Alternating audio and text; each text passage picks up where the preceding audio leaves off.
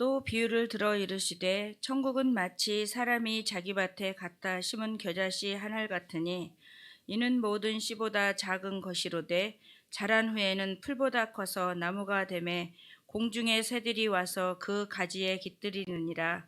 또 비유로 말씀하시되 천국은 마치 여자가 가루 서말 속에 갖다 넣어 전부 부풀게 한 누룩과 같으니라.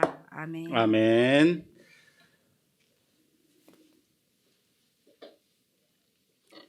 할렐루야. 오늘 말씀의 제목은 천국은 마치 겨자씨 한 알 같으니, 천국은 마치 겨자씨 한 알 같으니 라는 제목으로 하나님 말씀 보겠습니다. 오늘 말씀은 그냥 간단한 천국 비유, 겨자씨 비유 생각할 수 있죠. 네, 좀 어렵습니다. 아니, 겨자씨 한 알 비유가 뭐가 어렵다고, 목사님 나보다도 못하시네라고 생각할 수 있습니다. 그러나 어려워요. 네, 어렵습니다.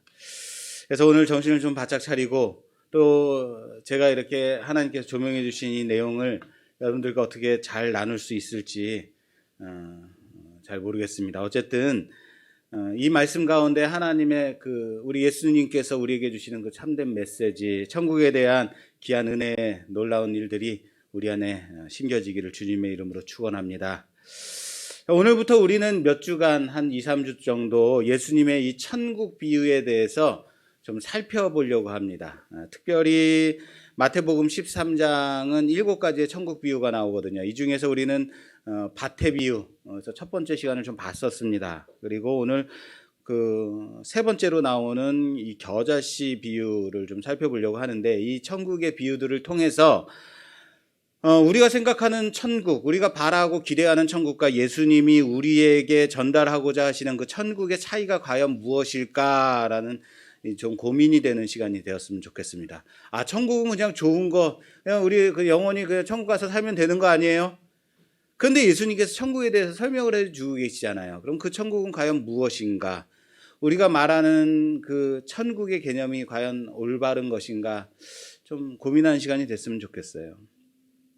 오늘 이 비유는 천국을 겨자씨와 같다, 천국을 누룩과 같다라고 설명하고 있어요. 천국이 겨자씨 한 알, 누룩과 같다라고 비유하고 있습니다. 여러분, 겨자씨는 우리가 잘 모를 수 있겠습니다만 아주 작은 씨라고 합니다. 물론 이 겨자씨보다 더 작은 씨가 있냐 없냐, 없는 것은 아니겠지만 당시의 유대인들에게 겨자씨를 말씀하시면, 겨자씨라고 말하면 그 작고 작은 그 씨라고 듣는 사람들이 다 이해하는 씨가 바로 뭐예요? 겨자씨라는 거예요. 아주 작은 씨, 보잘것없는 씨라고 다들 생각할 수 있는, 공유할 수 있는 씨가 겨자씨라는 거예요. 그래서 신대원 제가 다닐 때에 교수님께서 성지순례를 다녀오시고 나서 학생들에게 선물로 겨자씨를 가져오셨어요. 그래서 다들 손바닥에 겨자씨를 올려다 놓고 이게 겨자씨구나 라고 보는데 저도 봐야 되잖아요. 그래서 가가지고 저도 겨자씨 좀 볼게요 하고 안 보이니까 눈을 가까이 대고 그 손바닥에다 눈을 가까이 대고 보려고 하는데 제 콧김에 겨자씨가 날아간 거예요. 그만큼 작은, 그만큼 가벼운 씨다라고 생각하시면 됩니다. 겨자씨 주웠냐고 못 주웠어요. 그런데 이 작은 씨앗 하나가 자라서 어떻게 돼요? 풀보다 더 커져서 나무가 되어서 그 가지에 각종 공중의 새들이 와서 깃들인다라고 말하고 있어요. 그 작고 작은 씨, 그게 풀보다 더 크게 자라서 나무만해져가지고 아주 큰 나무가 되어서 공중의 새들이 와서 깃들여 산다라고 말하고 있어요. 그렇다면 겨자씨는 풀입니까? 나무입니까? 풀일까요? 나무일까요? 나무일까요? 풀일까요? 자, 우선 이 비유를 들으면서 우리는 어떤 교훈을 얻습니까? 천국, 겨자씨 이 비유를 들으면서 천국은 역시 이 겨자씨 같아서 아주 작게 시작하지만 크게 자라나서 부흥하여서 어마어마하게 커져가는 게 바로 천국이구나, 교회구나라는 교훈을 얻습니까? 바로 이 뒤에 이어서 나오는 누룩 비유처럼 그 작은 누룩이 아주 작은 누룩이 가루 서말 안에 들어가서 전체를 다 부풀게 하는 것처럼 크게 퍼져가는 그런 의미를 가진 그런 비유일까요? 과연 이 비유는 천국의 어떠한 속성을 드러내는 비유일까? 천국은 확장되어 간다. 이 확장성을 단지 크게 부흥한다, 커져간다라는 것을 말하기 위한 비유일까요? 이 교훈에 이 부흥을 말하는 것으로 끝나는 이 천국의 모습을 보여주고 있다면, 단지 부흥해야만 천국이다, 커져가야만 천국이다, 이런 것을 나타내고 있는 비유일까? 그렇다면 여러분, 부흥하지 못하는 교회는 천국이 그 안에서 이루어지지 못하고 있는 교회일까요? 평생토록 개척교회에서 전전긍긍하면서 목회한 목사님들은 천국을 누리지 못하며 목회하는 것일까요? 예수님의 이 비유는 참으로 어렵습니다. 예수님의 비유는 참으로 머리가 아픕니다. 저만 그런 건가요? 아유, 그냥 쉽게 생각하지. 천국은 겨자씨 같대잖아요. 그냥 믿으세요 라고 생각하면 될 텐데 왜 저만 이런지 모르겠습니다. 자, 우선 겨자씨는 풀일까요? 나무일까요? 나무일까요? 풀일까요? 나무. 왜요? 예수님이 나무만큼 커져서라고 하셨으니까 나무일까요? 겨자씨는 나무일까요? 겨자씨는 정확하게 말하자면 풀과입니다. 중동 지역에 가면요, 아무 데서나 흔하게 볼 수 있는 풀이 겨자씨에서 자란 풀, 겨자풀이라고 하나요? 이 겨자라고 하더라고요. 여러분, 이거 생각하시면 돼요. 우리 어렸을 때 동네의 개천가에 가면 그 쌀이풀이라는 거 있죠. 이게 풍성하게 자라는 이 쌀이풀 같은, 키가 한 50에서 한 1m 정도 자라는, 그 정도 남짓 자라는 그 풀이 있어요. 그 쌀이풀. 그 쌀이풀처럼 생긴 게 겨자씨에서 자란 겨자풀이에요. 그런데 그런 풀이 바로 겨자인데 거기서 새들이 깃들어 산다는 거예요. 새들이 깃들어 살 수 있던가요? 우리 쌀이풀 생각해 보세요. 거기에 새들이 깃들어 사나요? 안 살아요. 그런데 거기에 많은 게 있어요. 초파리가 어마어마하게 많더라고요. 그래서 그 쌀이풀 근처에 가면 초파리들이 얼마나 많은지 눈에도 들어오고 코에도 들어오고 많아요. 겨자도 마찬가지로 평균적으로 약 1m 정도 남짓 자라는 풀과의 하나라고 하더라고요. 그런데 아주 간혹 흔하지 않게 3m 정도까지 자라는 겨자도 있다고는 하더라고요. 그렇다고 예수님이 아주 흔하지 않게 한 3m 정도까지 자라는 겨자풀을 보면서 야, 저기 봤지? 저 풀처럼 새들이 깃들여 살 거다라고 말씀하시겠어요? 사람들이, 유대인들이 다 아는 풀인데, 그렇다고 풀이 나무가 3m까지 자라면 풀을 나무라고 하는 건가요? 풀이 나무가 될 수 있어요? 아니에요. 풀은 풀인 거예요. 잘 생각하세요. 유대인들은요, 이 겨자씨 하면 이 겨자가 무엇인지 다 알고 있었던 풀이라는 거예요. 게다가 아무 데서나 흔하게 자라는 쌀이풀 같은 풀과에 속한 것도 알고 있었다. 그런데 예수님은 이 겨자를 나무라라고 말씀하세요. 게다가 이 잡초 같은 겨자씨를 천국은 마치 자기 밭에 갔다가 심은 겨자씨 한 알 같으니 라고 말씀하고 있어요. 당시의 유대인들은요, 결코 겨자씨를 일부러 자기 밭에다 심는 사람은 없어요. 생각해 보세요. 누가 쌀이풀을 자기 밭에다가 갖다가 심는 사람이 있겠어요? 없겠어요? 없어요. 아무도 그런 일을 하지 않는다. 왜? 쌀이풀에서는 맺힐 열매가 있다 없다? 없기 때문에요. 초파리만 잔뜩 거기서 살아요.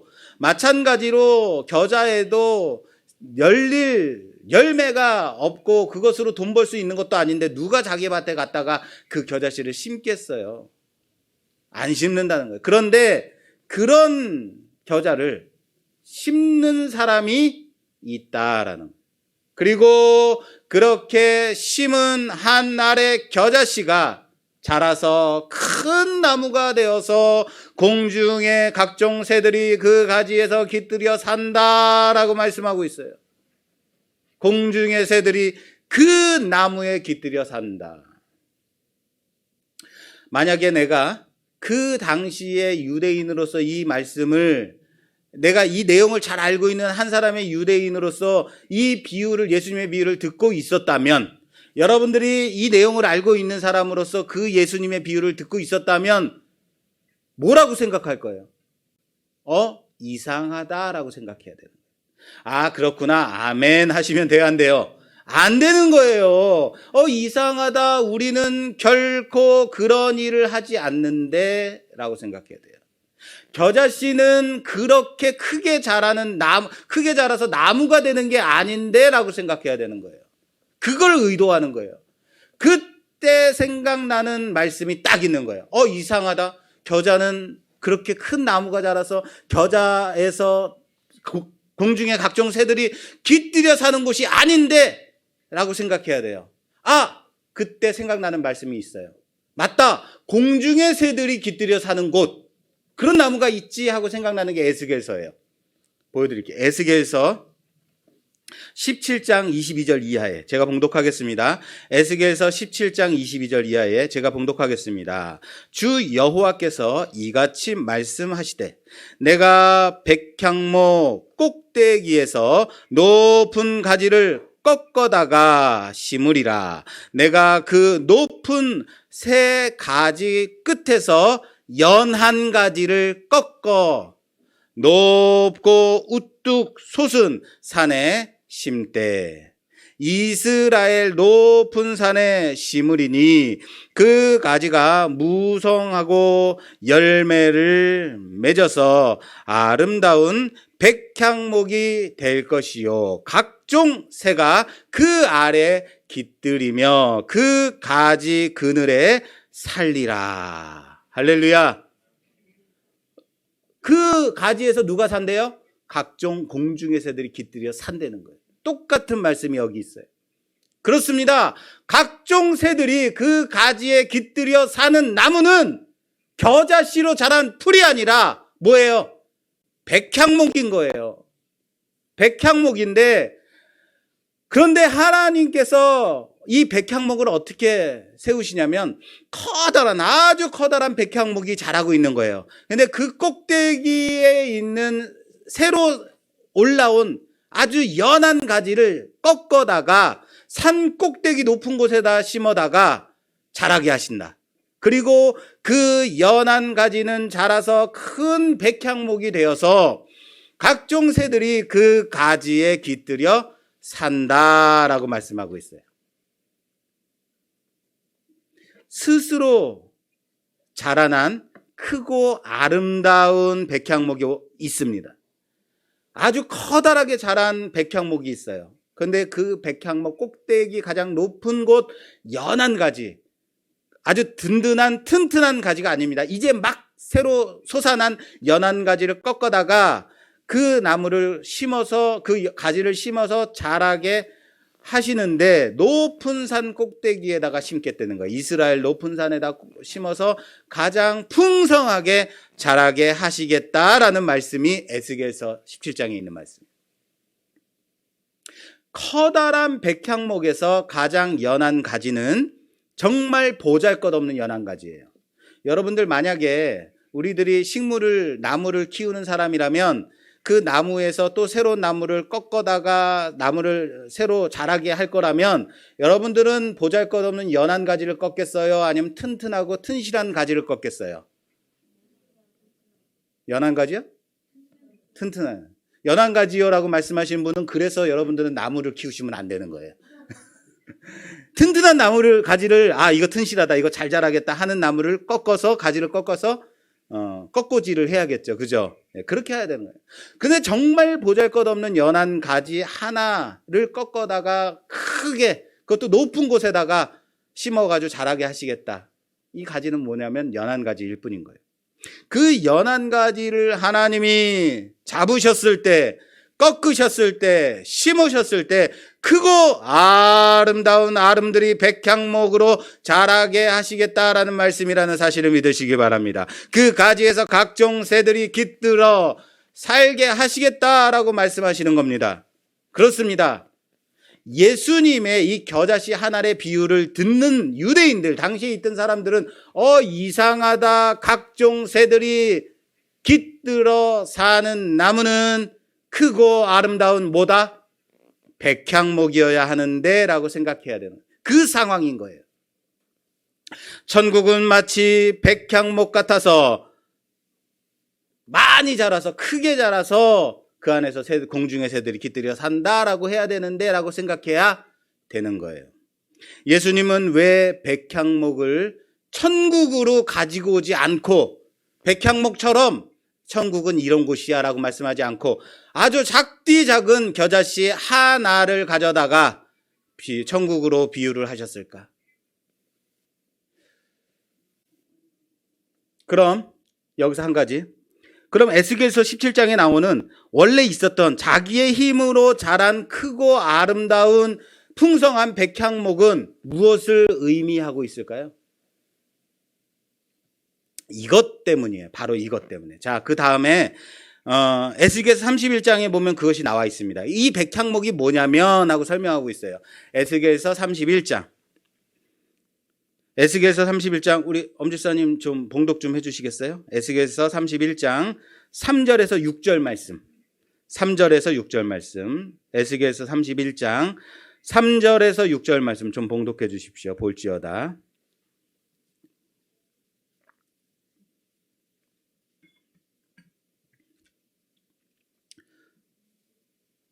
에스겔서 17장 3절에서 6절 말씀입니다. 제가 31장 3절 먼저 읽겠습니다. 볼지어다 아수르 사람은 가지가 아름답고 아수르 사람은 가지가 아름답고 그늘은 숲의 그늘 같으며 키가 크고 꼭대기가 구름에 닿은 레바논 백향목이었느니라. 4절 물들이 그것을 기르며 깊은 물이 그것을 자라게 하며 강들이 그 심어진 곳을 둘러 흐르며 뚜개물이 들의 모든 나무에까지 미치매 그 나무가 물이 많으므로 키가 들의 모든 나무보다 크며 굵은 가지가 번성하며 가는 가지가 길게 뻗어 나갔고 계속요. 공중의 모든 새가 그 큰 가지에 깃들이며 들의 모든 짐승이 그 가는 가지 밑에 새끼를 낳으며 모든 큰 나라가 그 그늘 아래에 거주하였느니라. 아멘. 아멘. 자, 크고 아름다운 백향목은 어디래요? 뭐라고요? 크고 아름다운 이 백향목은 아수르라는 거예요. 거대 제국 아수르.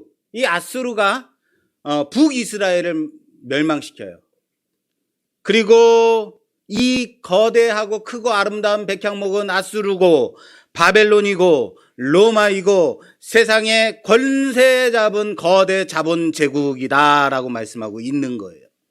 우리는 크고 대단한 것, 부유하고 강한 것, 세상을 변화시킬 수 있는 것은 이런 강력한 권세다, 권력이다, 능력이다, 이런 것들이 세상을 변화시킨다고 생각합니다. 그래서 돈은 많으면 많을수록 좋다고 생각하죠. 권력은 높으면 높을수록 좋다고 생각합니다. 힘은 강하면 강할수록 좋다고 생각합니다. 누가요? 우리 모두가요. 그래서 크고 강하고 높은 것만을 추구하더라라는 거예요. 이것을 추구하는 것을 뭐라고 하냐면 세상의 원리라고 말해요. 세상의 원리는 강하고 크고 높은 것을 추구한다라는 거예요. 그런데 언제부턴가 교회 안에 이런 세상의 원리가 들어와서 자리를 잡고 있더라라는 겁니다. 어디 안에 자리 잡더라? 교회 안에요. 세상의 물질, 권력, 힘 등. 그래서 교회는 큰 교회가 있어야 된다. 교회들이 모이는 총회나 노회 가면 정치하는 목사들이 큰 소리를 칩니다. 재산 많고 큰 집에 사는 장로가, 돈 많은 권사가, 사업하는 집사가 교회 안에서 큰 소리 떵떵 치더라라는 거예요. 그렇게 활개를 치더라라는 거예요. 어디에서요? 교회 안에서요. 교회 안에 세상의 것들이 들어와서 자리 잡은 결과로 이런 일이 보여지더라라는 거예요. 마치 레바논의 백향목처럼, 크고 아름다운 백향목처럼. 하나님은 지극히 작은 연한 백향목의 새 가지를 꺾어서 그것을 심어 큰 백향목 나무로 자라게 하심으로 그 안에서 각종 새들이 깃들여 각종 동물들이 새끼를 낳게 하시겠다라고 말씀하고 계시는데, 그것을 세상의 물질로, 권력으로, 힘으로 생각하고 크고 높고 강한 많은 것들을 교회 안에서 추구하더라라는 거예요. 어디가요? 교회가요. 그게 하나님의 나라인 양 말입니다. 자신의 바벨탑을 그렇게 쌓아가더라라는 겁니다. 사랑하는 여러분, 교회 안에 세상의 원리가, 힘의 원리가 들어왔을 때 하나님의 나라인 양, 이것이 천국인 양 그렇게 떠버리고 있더라라는 거예요. 그런데 이 힘의 원리, 세상의 원리 이렇게 세워지는 곳은 하나님의 나라일까요? 하나님의 나라가 아닙니다. 천국이 아니라는 사실을 믿으시기 바랍니다. 교회가 아닙니다. 아수르라고요. 거대 제국 바벨론이라고요. 로마라고요. 아무리 공중의 모든 새들이 그 큰 가지에 깃들여 산다 할지라도, 모든 짐승이 그 가는 가지에 밑에 새끼를 친다 하더라도, 모든 큰 나라가 그 그늘 아래에서 거주한다 하더라도 그곳은 하나님의 나라가 아닙니다. 그것은 단지 제국이요 세상이라는 사실을 믿으시기 바랍니다. 그런데 우리는 이곳이 하나님의 나라야, 천국이야, 교회야 라고 생각하더라라는 겁니다. 재작년인가 제가 삼척의 직원들하고 워크숍을 간 적이 있습니다. 콘도에 도착해서 짐을 내려놓고 그 베란다 발코니에 나가서 큰 커튼을 싹 하고 제치는데, 그 발코니 앞에, 그 창문 앞에 아름다운 바다가 탁 펼쳐져 있는 거예요. 우와, 여기가 천국이다 라고 외쳤습니다. 그렇습니다. 우리는 단지 편하고 크고 아름답고 좋은 곳, 그곳이 천국이라고 생각합니다. 여기가 좋사오니, 여기가 좋사오니 그렇게 외칩니다. 그러나 콘도는 잠깐 머물렀다 떠나는 곳에 지나지 않는다라는 사실을 믿으시기 바랍니다. 그곳은 천국이 아닙니다. 이 교만한 제국의 최후가 어떻게 되는지 아시겠습니까? 이 아수르 제국의 최후, 바벨론 제국의 최후, 로마 제국의 최후가 어떻게 되는지 아시겠습니까? 그것을 에스겔서는 같은 장 31장 다음 절에서 이렇게 연결하고 있습니다. 31장 10절에서 14절 또 좀 봉독해 주시겠어요? 31장 10절에서 14절 말씀입니다. 제가 10절 읽겠습니다. 그러므로 주 여호와께서 이같이 말씀하셨느니라. 그의 키가 크고 꼭대기가 구름에 닿아서 높이 솟아났으므로 마음이 교만하여졌은즉 내가 여러 나라에 능한 자의 손에 넘겨줄지라. 그가 임으로 대우할 것은 내가 그의 악으로 말미암아 쫓아내었음이라.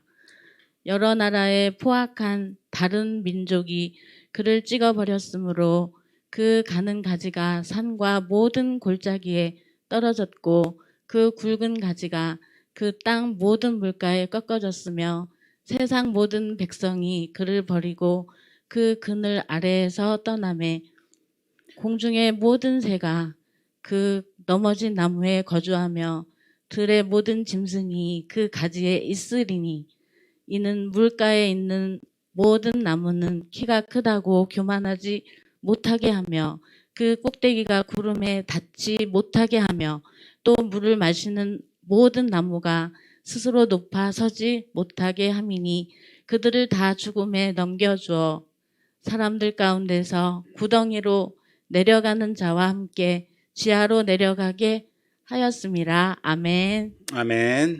그렇습니다. 하나님이 그 교만함을 꺾으셨다라는 거예요.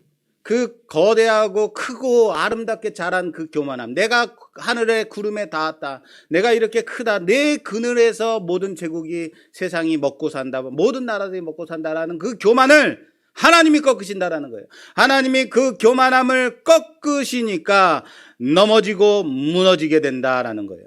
그럼에도 불구하고 이 넘어진 곳에서, 이 무너진 곳에서 여전히 넘어진 그 자리에 뭐가 있냐면요, 마지막에 공중의 새와 들짐승이 거하고 있더라라는 거예요. 아직도 그곳에서, 무너진 그곳에서. 그리고 이 무너진 곳에서 공중의 새가 자랄 정도로, 무너졌는데도 공중의 새가 자랄 정도면, 그곳에 깃들여 살 정도면 얼마나 크다는 거예요. 그리고요, 여러분, 이 말씀은 계시록에 가면 또 공중의 새가 또 나와요. 이 공중의 새로 이어지는 말씀인데 계시록 찾아볼게요. 계시록 18장 1절에서 2절 제가 봉독하겠습니다. 이 일 후에 다른 천사가 하늘에서 내려오는 것을 보니 큰 권세를 가졌는데 그의 영광으로 땅이 환하여지더라. 힘찬 음성으로 외쳐 이르되 무너졌도다 무너졌도다 큰 성 바벨론이여 귀신의 처소와 각종 더러운 영이 모이는 곳과 각종 더럽고 가증한 새들이 모이는 곳이 되었도다. 제가 뭘 강조했는지 아시겠죠? 가증한 새들. 큰 성의 바벨론이 무너졌다는 거예요. 무너졌도다 무너졌도다. 그럼 레바논의 백향목은 뭐라는 거예요? 여기서는 바벨론이라는 거예요. 큰 제국 바벨론 무너졌다. 그 바벨론 제국이 무엇으로 변했냐면 귀신이 모이는 처소, 각종 더러운 영들이 모이는 곳, 그리고 각종 더럽고 가증한 새들이 모이는 곳. 자, 에스겔서 17장에서 무너졌는데도, 넘어졌는데도 그곳에서 아직도 여전히 무엇이 모여 있더라고요? 공중의 새들이 거기서 깃들여 산다는 거예요. 그런데 계시록에 가니까 이 무너진 곳에서 누구가 모이냐면 귀신이, 각종 더러운 영들이, 더럽고 가증한 새들이 거기서 모이더라는 거예요. 어디라고 여기가? 바벨론. 제국이라는 거예요. 세상이라는 거예요. 세상에서 말하는 크고 높고 강한 곳 바벨론 제국이에요. 그 제국이 가증한 새들이 깃들여 사는 곳이 되었습니다. 새들이 모여 산다고 좋은 곳이 아니에요. 가증한 새들이 모여 사는 곳이에요. 그런데 이 크고 높고 가증한 제국이 망하게 된 거예요. 그리고 그 결과로 얻어진 결과가 뭐냐면 계속해서 계시록 18장 11절에서 13절 요거 좀 읽어주세요. 계시록 18장 11절에서 13절. 땅의 상인들이 그를 위하여 울고 애통하는 것은 다시 그들의 상품을 사는 자가 없음이라. 그 상품은 금과 은과 보석과 진주와 세마포와 자주 옷감과 비단과 붉은 옷감이요 각종 향목과 각종 상아 그릇이요 값진 나무와 구리와 철과 대리석으로 만든 각종 그릇이요 계피와 향료와 향과 향료와 유향과 포도주와 감람유와 고운 밀가루와 밀이요 소와 양과 말과 수레와 종들과 사람의 영혼들이라. 아멘. 아멘. 그 제국이 무너지니까 그곳에서 사고 팔던, 그 제국 안에서 팔고 사던 각종 상인들, 각종 그곳에서 생계를 맡기고 살던 사람이 울면서 난리를 치는 거예요. 수많은 물건들을 이제는 다시는 그곳에서 사고 파는 일이 없어졌기 때문에, 무너졌기 때문에. 그래서 그 상인들이 울고불고 난립니다. 그 파는 물건들을 살펴봤더니 뭐냐면 가장 값진 것들, 값진 보화들, 보석들, 세상에서 가치 있다고 판단되어 평가하는 모든 것들. 그런데 한 가지가 더 있어요. 뭐가 있느냐? 마지막에 보니까 모든 포도주와 감람류와 고운 밀가루와 밀이요, 소와 양과 말과 수레와 종들과 사람의 영혼들이라. 사람의 영혼들이라. 사람의 영혼들이 거기서 사고 팔더라는 거예요. 새들이 모여서 깃들여서 살던 그곳, 아수르에서, 바벨론 제국에서 그곳에 무너졌는데 그곳에서 무엇을 팔고 사더라? 사람의 영혼이 사고 팔더라. 물질과 권력으로, 힘으로 자랑하던 그 세상 가운데서 거래되던 모든 것들, 그런데 그 중에 사람의 영혼이 거기 있더라라는 거예요. 여기서 우리는요, 머리가 섬찟해야 되는 거예요. 뭐가 사고 팔았나? 물건들은 그렇다 치자고요. 사람의 영혼이 거래되더라라는 거예요. 왜요? 사람은요, 세상은 그런 곳이니까 그럴 수 있어요. 이것저것 팔고 사고, 그렇게 힘을, 물질을 축적하고 권력을 잡고 크게 키우고 많은 것을 모으는 곳, 세상이니까 그럴 수 있다고 생각해요. 그런데 사람의 영혼들이 사고 판다? 세상에서요? 아니에요. 사람의 영혼을 사고 파는 것은 어디예요? 종교 행위를 하는 곳이에요. 세상에서요? 아니요. 하나님의 나라를 빙자한, 천국을 사칭한 종교 행위를 하는 곳들, 교회에서 그런 것들이 거래된다면 어떻게 생각하시겠습니까? 사랑하는 여러분, 교회 안에 힘의 원리가 들어와 있을 때 크고 높고 강한 것들을 숭상하고 추구할 때 세상보다 더 가증한 곳이 되어버린다는 사실을 아시길 바랍니다. 천국이 마치 백향목으로 시작되는 것이다 라고 생각한다면 말이에요. 천국은 겨자씨 한 알처럼 보잘것없는 곳이다 라고 말씀하는데, 우리는 공중에 새들이 깃들여 산다 그러면 뭘 생각한다고요? 백향목을 생각한다고요. 물질 만능주의, 긍정의 힘, 무병장수, 만사형통, 번영신학, 그런 것들이 교회 안에서 판을 치고 있을 때 교회가 사람의 영혼을 사고 파는 곳이 되어버릴 수밖에 없다는 사실을 아시길 바랍니다. 그래서 이 겨자씨 한 알의 비유가 여기 필요한 거예요. 겨자씨 한 알의 비유가 있는 거라는 거예요. 이 비유, 이 겨자씨 한 알의 비유 바로 앞에 뭐가 있는지 아십니까? 이 겨자씨 한 알의 비유 바로 앞에 알곡과 가라지의 비유가 있어요. 알곡과 가라지 비유. 뭡니까? 밭에 알곡을 심었는데 사단이 와서 그 가라지 씨도 뿌렸다는 거예요. 종들이 와가지고 주인님, 가라지가 자랐는데 우리가 뽑아서 태워버릴까요? 그랬더니 주인이 뭐라 그래요? 냅둬라. 그러다가 알곡 하나 다칠까 무섭구나. 나중에 다 자라서 알곡을 구별할 수 있을 때, 알곡이 완전히 자랐을 때 그때 가라지를 뽑아서 불살라 버리자라고 말씀을 하세요. 무슨 말입니까? 교회 안에 알곡이 자랍니다. 그런데 사단이 이 안에서 세상의 힘과 권력과 세상의 것들이 들어오게 하여 가라지가 자라게 한다는 거예요. 교회가 어떻게 이럴 수 있어요? 열내지 마십시오. 그 안에 사단이 역사하면, 세상의 원리가 들어오면, 번영신학이 들어오면 얼마든지 교회 안에서 이런 일이 일어날 수 있다는 거예요. 교회에서 천국을 빙자한 교회 안에서 벌어지는 일이다라는 거예요.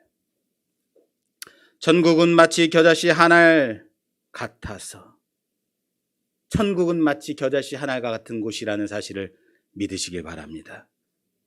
그래야만 하는 것이에요. 이 겨자씨 비유는 바로 다음에 나오는 누룩 비유로 이어집니다. 이 누룩 비유가 33절 제가 봉독하겠습니다. 또 비유로 말씀하시되 천국은 마치 여자가 가루 서말 속에 갖다 넣어 전부 부풀게 한 누룩과 같으니라. 끝. 한 절로 끝. 천국은 뭐 같다고요? 누룩과 같다라고 말씀하세요. 누룩하면 유대인들은 어떤 느낌을 받을까요? 우리는 누룩하면 어떤 느낌 받아요? 누룩하면 술떡 생각나죠? 예, 증편 생각나요. 그런데 유대인들은 뭘 생각하냐면요, 부정함을 생각해요. 부정함. 누룩은 부정함이다. 각종 유대 절기가 되면요, 부정함을 제거해야만 해요. 부정함을 제거하기 위해서 누룩을 제거하는 일을 해요. 청소를 해요. 지금까지도 유대교에 가면요, 현재까지도 이 각종 유대 절기 때가 되면 청소 업체를 불러다가 누룩을 제거시켜요. 돈 주고. 누룩은 무엇 때문에? 부정하기 때문에. 거룩함의 반대가 바로 누룩인 거예요. 그런데 예수님이 오늘 이렇게 말씀하세요. 천국을 바로 누룩이다. 누룩과 같다. 누룩을 넣어서 전체를 부풀게 한 누룩과 같도다라고 말씀하고 있다는 거예요. 무슨 말입니까? 이상하다 또 유대인들이 생각하는 거죠. 부정한 건데 천국이 어떻게 부정한 것으로 부풀어질 수 있는가? 그런데 그게 바로 천국과 같다라고 말씀하시는 거예요. 뭡니까? 누룩은요, 지극히 작은 것이에요. 이 누룩을 넣은 사람이 누구예요? 여자예요. 다 사람의 숫자로 세지 않는, 인구수로 치지도 않는, 아주 힘도 없고 보잘것없는 한 여자가 가루서말은요, 성인 100명이 먹는 떡을 만드는 양이라는 거예요. 이 어마어마한 이 양에다가 누룩을 넣었더니 전체를 부풀게 한 누룩과 같다. 변화시킨다라는 거예요. 힘과 강함과 능력, 높음으로가 아니라 지극히 작고 지극히 작은 것으로 전체를 부풀게 한 누룩과 같다. 아시겠어요? 가루 서말에다가 작은 누룩을 넣었겠죠. 보이지도 않는 작은 가루를 넣었겠죠. 그런데 그 작은 가루가 전체를 변화시켜 부풀게 한다. 천국이 바로 이런 것이다. 힘과 능력에 있는 것이 아니다. 작고 작은 누룩인 거다라고 말씀하고 있는 거예요. 할렐루야. 힘과 능력에 있는 게 아니다라는 말씀을 하고 있다는 사실을 믿으시기 바랍니다. 천국은 지극히 작은 겨자씨 한 알 같은 거다. 지극히 작은 양으로도 그 전체를 변화시키는, 본질을 변화시키는 누룩과 같은 것이다 라고 말씀하고 있다는 사실을 아시기 바랍니다. 작고 보잘것없다. 어딜 봐서도 크고 강하고 높아 보이는 것이 어디에 있어요? 없어요. 그런데 거기에 천국이 있다라고 말씀하고 있다는 사실이에요. 어느 날 바리새인들이 예수님께 찾아와서 천국이 어딨냐? 당신이 말하는 하나님 나라가 어딨냐라고 따지고 묻고 있습니다. 천국이 어디 있습니까? 천국이 언제 임합니까? 누가복음 17장에 보면 예수님께서 이렇게 대답하세요. 누가복음 17장 20절 이하입니다. 바리새인들이 하나님의 나라가 어느 때에 임하나이까 묻거늘 예수께서 대답하여 이르시되 하나님의 나라는 볼 수 있게 임하는 것이 아니요 또 여기 있다 저기 있다고 못하리니 하나님의 나라는 너희 안에 있느니라. 할렐루야. 바리새인들과 이스라엘은요, 하나님의 나라는 지금 임해야 된다고 생각했어요. 여기에 임해야 된다고 생각했어요. 로마의 압제하에 있는 이스라엘에게 임하여서 우리를 해방시켜줘야 된다고 생각했어요. 이스라엘에게 지금 임하기를 원했어요. 세상의 힘과 강함과 제국의 원리로 임해야 된다고 생각했어요. 그들을 향해서 예수님께서 말씀하세요. 뭐라고요? 하나님의 나라는 너희 안에 있느니라. 할렐루야. 하나님의 나라는 너희 안에 있느니라 라고 말씀하세요. 바리새인들이 그러니까 어디를 쳐다봤을까요? 너희 안에 있다니까. 어딜 봤을까요? 어딜 봤을까요? 자기 자신들을 쳐다봤을까요? 우리 마음에 있다는 얘기인가? 그렇게 철학적이었을까요? 하나님의 나라는 그럼 마음속에 있는 건가요? 상황을 생각해 보세요. 지금 바리새인들이 예수님을 둘러싸고 서 있어요. 그래서 논쟁을 합니다. 하나님의 나라가 어디 있습니까? 그런 그들을 향해서 예수님께서 말씀하세요. 하나님의 나라는 너희 가운데 있다. 아시겠어요? 둘러싸고 있는 너희, 바로 그 가운데, 너희 가운데 하나님의 나라가 거기에 있다. 어딥니까? 그 가운데 누가 있어요? 예수님이 계시잖아요. 너희 가운데 있다라고 말씀하셨을 때 예수님은 하나님의 나라로 임한 자기 자신을 말씀하고 있는 거예요. 주님이 하나님의 나라라는 거예요. 그런데 바리새인들은 크고 강하고 능력이 있는 것만을 바라보려고, 그것이 하나님의 나라라고 생각했습니다. 우리들은 우리 마음속에 하나님의 나라가 있다고 생각합니다. 그런데 하나님의 나라는 바로 예수님이라는 사실을 믿으시기 바랍니다. 예수님께서 이 땅에 오심으로 이 땅의 그 권세가, 하나님의 나라가 시작되었다는 사실을 믿으시기 바랍니다. 그들은 결코 하나님의 나라를 볼 수 없었습니다. 왜요? 바리새인들이 원했던 거는, 그들이 원하는 하나님의 나라는 힘의 나라, 능력의 나라, 물질의 나라, 권세의 나라라고 생각했기 때문에 하나님의 나라를 볼 수 없었습니다. 지극히 작고 보잘것없는 겨자씨 하나 같은 것, 하나님의 나라로 생각하지 않았어요.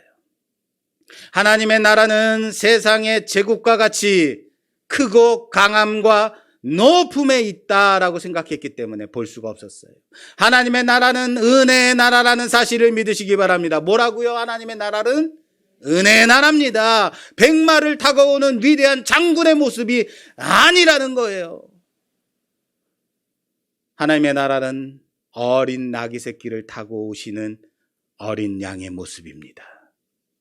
하나님의 은혜가 임하는 곳, 하나님의 주권이 인정되고 통치가 임하는 곳, 그것이 바로 하나님의 나라라는 사실을 믿으시기 바랍니다. 교회 안에 힘의 원리가 있다면, 세상에 권세가 있다면, 교회 안에 높고 낮음이 있다면 이것은 하나님의 나라가 아닙니다. 세상이 타락하여 인간을 지면에서 쓸어버리겠다고, 물로 심판하시겠다고 하나님이 한탄하셨을 때, 그때 하나님이 작정하셨을 때 하나님은 노아를 택하셨습니다. 세상이 너무 타락하여져서 인간이 태어날 때부터 악하도다라고 말씀하시면서 하나님이 노아를 택하셨습니다. 창세기 6장 5절에서 8절 말씀입니다. 봉독해 주세요. 창세기 6장 5절에서 8절 말씀. 이 사람들은 태어나면서부터 계획하는 것이 악하다라고 한탄하세요. 여호와께서 사람의 죄악이 세상에 가득함과 그의 마음으로 생각하는 모든 계획이 항상 악할 뿐임을 보시고, 땅 위에 사람 지으셨음을 한탄하여 마음에 근심하시고 이르시되, 내가 창조한 사람을 내가 지면에서 쓸어버리되 사람으로부터 가축과 기는 것과 공중의 새까지 그리하리니 이는 내가 그것들을 지었음을 한탄함이니라 하시니라. 그러나 노아는 여호와께 은혜를 입었더라. 할렐루야. 그러나 노아는 여호와께 은혜를 입었다. 따라서 합시다. 그러나 전화도 따라서 하세요. 그러나 노아는 하나님께 은혜를 입었다. 은혜를 입었다고요. 은혜를 입은 자 누구라고요? 노아입니다. 노아는 하나님의 은혜를 입었습니다. 그래서 어떻게 됐어요? 노아는 하나님의 은혜를 입어서 어떻게 됐냐고요? 노아는 하나님의 은혜를 입어서요, 어떻게 됐다고요? 들어가기 전에 120년 동안 피땀 흘려가며 방주 지었잖아요. 하나님의 은혜를 입었어요. 그런데 방주를 짓고 있어요. 내리지도 않는 홍수를 대비하여서 방주를 120년간 지어요. 세상의 다른 사람들의 멸시를 받아가며 손가락질을 받아가며 묵묵히 방주를 짓고 있었다라는 거예요. 노아가 누군데요? 하나님의 은혜를 입은 사람인데요. 그런데 묵묵히 손에 물질 잡혀가며 나무를 썰어가며 못질해가며 역청을 칠해가며 방주를 지어갔다. 몇 년 동안? 120년간. 뭔 소리인지 아시겠어요? 무슨 말 하는지 아시겠어요? 우리는요, 은혜를 입은 자, 은혜를 입었다라고 하면 병이 나야지만 은혜를 입은 거예요. 물질을 많이 벌게 해주셔야만 사업에 성공해야지만 은혜를 입었다고 생각해요. 안 그렇습니까? 로또 맞아야만 하나님의 은혜가 임한 거예요. 안 그렇습니까? 사업에 성공해야지만, 직장에 들어가야지만, 대학에 들어가야지만 은혜 입은 거라고 생각해요. 무슨 원리에 잡혀 있는 거예요? 세상의 원리, 백향목의 원리. 그렇습니다.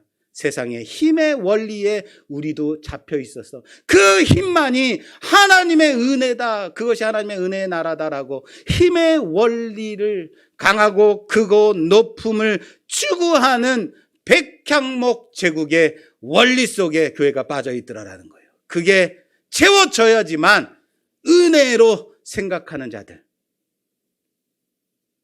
교회 안에도 이런 세상의 원리로 가득 차 있다라는 거예요. 어떻게 사람의 영혼이 거래되지 않는 곳입니까? 이런 곳이. 사람의 영혼들을 사고 팔고 있는 곳. 혹시 우리는 아닙니까? 그래서 세상에 오신 하나님의 아들, 그 예수 그리스도를 십자가에 못 박아 죽이는 거예요. 겨자씨 같아서요. 작고 작은 누룩 같아서요. 하나님의 은혜로 오신 분은 어린 양이면 안 된다라고 생각하는 거예요. 강하고 능력 있어야 한다라고 생각했기 때문에요. 하나님의 은혜를 입은 아벨은요, 가인의 힘에 의해서 죽임을 당합니다. 왜 죽임 당해요? 올바른 예배를 드렸어요. 하나님의 은혜를 입은 자예요. 하나님이 원하시는 제사를 드린 자 누굽니까? 아벨이에요. 그런데 세상의 힘의 원리에 의해서 하나님의 은혜에 입은 자가 죽임을 당하더라라는 겁니다. 그러나 오늘 예수님은 이런 원리 속에 빠져 있는 교회를 향해서, 우리를 향해서, 이런 생각에 가득 차 있는 우리를 향해서 말씀하고 계십니다. 하나님의 나라를 보지 못하는 우리를 향해서 말씀하고 있다는 사실을 아시길 바랍니다. 천국은 마치 겨자씨 한 알 같아서 너무 작고 보잘것 없어서 쓸데없다고 부정하다고 버려짐 당하는 그 누룩 같아서 사람들이 다 버린다. 제국의 사람들이, 세상 사람들이 다 버리는, 너희들마저도 버리는 그런 것 같단다라고 말씀하세요. 하나님의 은혜를 입은 자는 세상에서 핍박받고 맞아 죽고 잡혀가고 120년간 방주 짓고 아무 힘도 없이 가장 낮은 데서 신음하며 그렇게 살아가는 자들 가운데 있다라는 사실을 믿으시기 바랍니다. 하나님의 나라는 너희 가운데 있단다라고 말씀하세요. 크고 강하고 높은 것만 바라보지 마라라고 말씀하세요. 지극히 작고 보잘것 없는 것, 그 안에 천국의 겨자씨 한 알이 있단다. 하나님의 은혜를 입은 자로 그 은혜의 원리를 따라 세상이 작다고 터부시하는 그 세상의 원리를 따르지 말고 오늘도 묵묵히 하나님의 은혜 입은 자로 천국의 나라를 세워가는 자로 그 천국을 맛보며 살아가는 우리가 되었으면 좋겠습니다. 하나님의 나라는 힘과 능력, 권력에 있는 것이 아닙니다. 크고 높은 권세에 있는 것이 아닙니다. 하나님의 나라는 세상 사람들이 작다고 버리는 곳, 세상 사람들이 보잘것없다고 버리는 것, 부정하다고 싫다, 제거해버리는 그것부터 시작이 된다는 사실을 믿으시길 바랍니다. 세상의 원리를 의지하지 않고 힘의 원리를 의지하지 않고 은혜를 입은 자로 살아가는 우리 모두가 되기를 주님의 이름으로 축원합니다. 축원합니다.